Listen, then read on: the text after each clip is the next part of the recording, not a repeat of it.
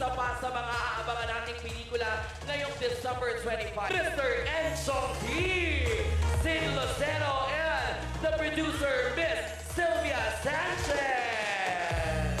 Gusto ko po magpasalamat, hindi pa ako nakakapagpasalamat kanina sa lahat ng kasama natin ngayon. It's Friday, it's traffic, pero kasama namin kayo. Maraming salamat po.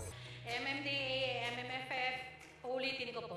Maraming salamat sa pagbibigay ng chance sa mga katulad naming mga baguhang producers. At hindi lang po ito ang una, umpisa pa lang to. Nakita niyo na yung mga pasabog. Kung yun talaga yung trip niyo, kulang pa po yun. So, watch! Last year po, nag-ikot to sa Cannes, sa Locarno, sa Austin, Texas, sa Spain. At mayabang po ako at proud po akong sabihin sa inyong mga Pinoy na meron po tayong isang pelikula ulit na Pilipino movie na pinapalakpakan sa ibang bansa.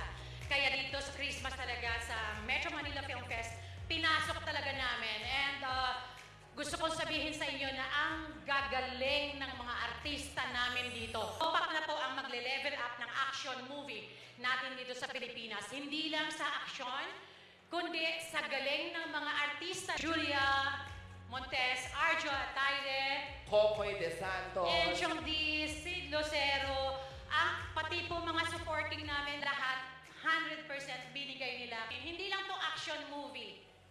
Kompleto, Ricados po to. Kung gusto nyong topakin sa December 25, damay-damay na po tayo lahat. Topak po sa Metro Manila Film Festival. wow!